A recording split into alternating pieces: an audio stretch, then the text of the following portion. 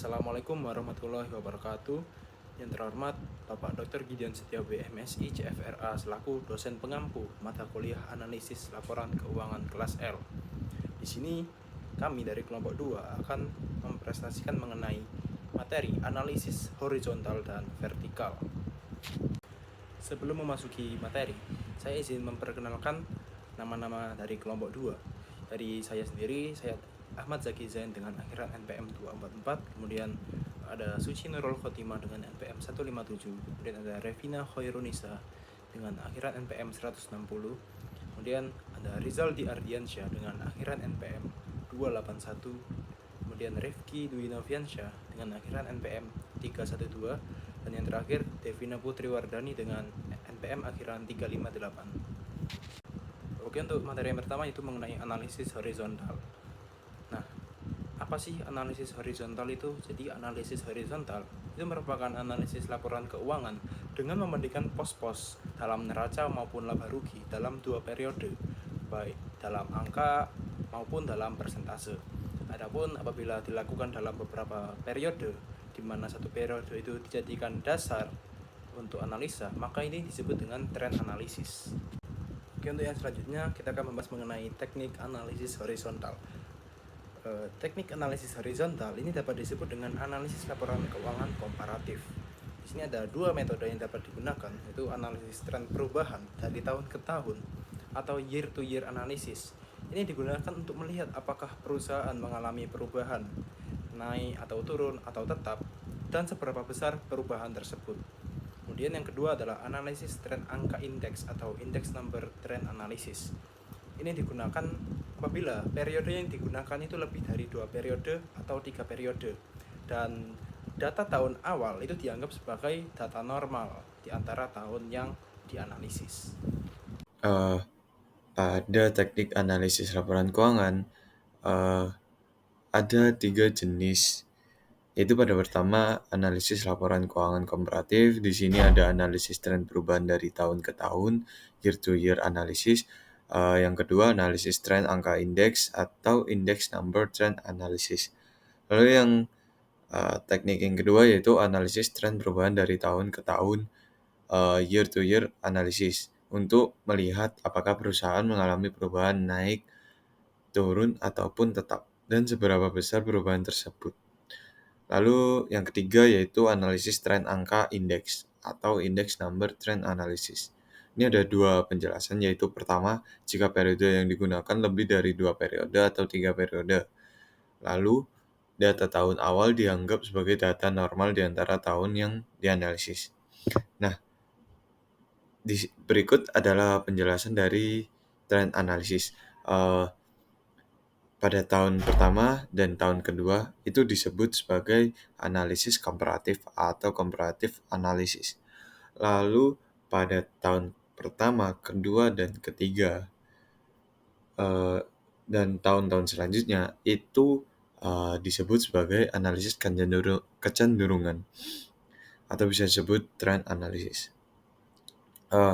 Untuk materi selanjutnya bisa dijelaskan oleh rekan saya. Selanjutnya, saya akan menjelaskan mengenai manfaat dari analisis horizontal.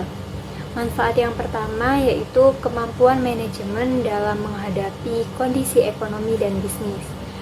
Analisis ini dapat membantu manajemen untuk memahami bagaimana kinerja perusahaan berubah dalam kondisi ekonomi dan bisnis yang beragam. Manfaat yang kedua yaitu strategi keuangan. Melalui analisis ini, perusahaan dapat menentukan strategi keuangan yang tepat, seperti alokasi anggaran dan pengurangan biaya. Manfaat yang ketiga yaitu tingkat pertumbuhan bisnis. Analisis ini memungkinkan perusahaan untuk melihat tingkat pertumbuhan dari waktu ke waktu, misalnya pertumbuhan pendapatan, aset, atau laba. Manfaat yang keempat yaitu kecenderungan bisnis. Dengan mengamati perubahan data, perusahaan dapat mengidentifikasi pola atau kecenderungan tertentu. Nah, kecenderungan ini bisa menjadi dasar untuk prediksi masa depan atau penyesuaian strategi bisnis. Kemudian, manfaat yang terakhir yaitu siklus bisnis.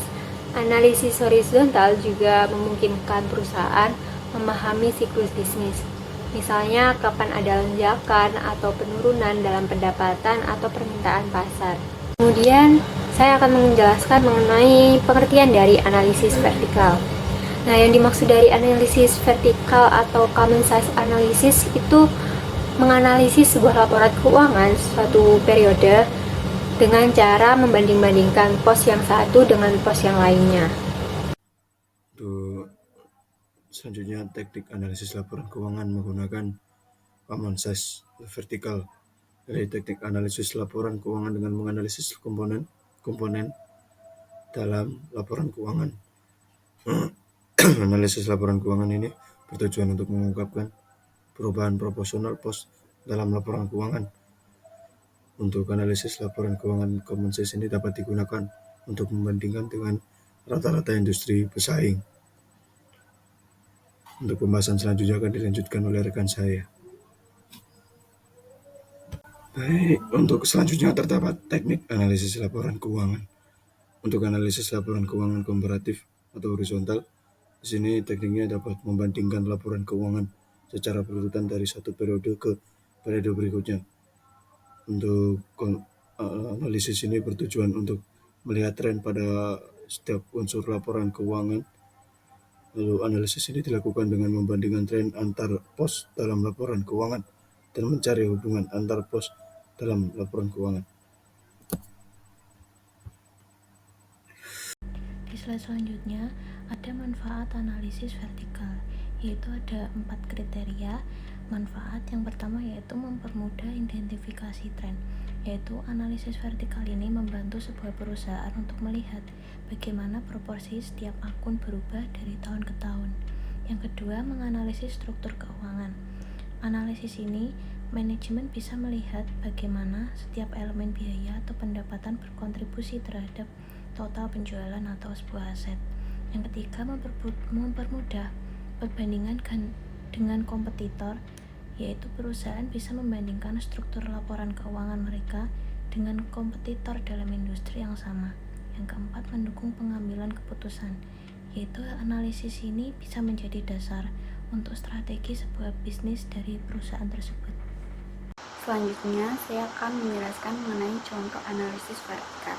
Nah, analisis vertikal ini dapat dihitung dengan cara individu item dibagi dengan base item lalu dikali dengan 100%. Nah, di sini sudah disajikan laporan laba rugi. Nah, contoh individu item ini pada laporan laba rugi yaitu CUGS sebesar 7.534.079. Lalu ada gross profit 8.810.110.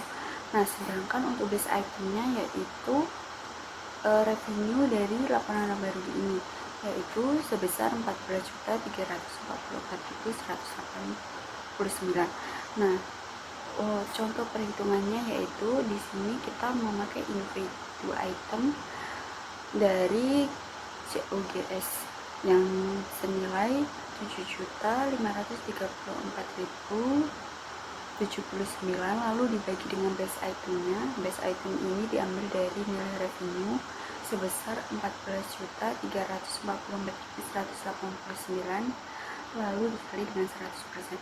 Nah, dari perhitungan ini didapatkan nilai bahwa common income statement dari COGS ini yaitu 52,52%. Nah, cara ini juga akan dilakukan sama dengan individu item lainnya. Nah, selanjutnya ada contoh analisis vertikal dari laporan posisi keuangan. Nah, ini caranya juga sama, yaitu individu item dibagi dengan base item lalu dikali dengan 100%. Nah, di sini untuk base itemnya yaitu total aktiva. Di sini contoh dari 2009 itu total aktivasinya 14.000. Yang 14.000 ini merupakan base item. Sedangkan untuk individu itemnya itu ada kas, piutang dagang, persediaan, total aktiva lancar, tanah, gedung, mesin, akumulasi, depresiasi. Nah, ini kita bisa ambil contoh dari kita menganalisis common size dari kas. Nah, di sini kan kas pada tahun 2009 itu 1.300. Nah, 1.300 ini kita bagi dengan total aktifannya sebesar 14.000, lalu dikali dengan 100%. Didapat bahwa common size dari kas ini merupakan 9,29%. Nah, cara ini juga sama untuk akun Aktiva lainnya. Sekian presentasi dari kelompok kami, kurang lebihnya mohon maaf. Wassalamualaikum warahmatullahi wabarakatuh.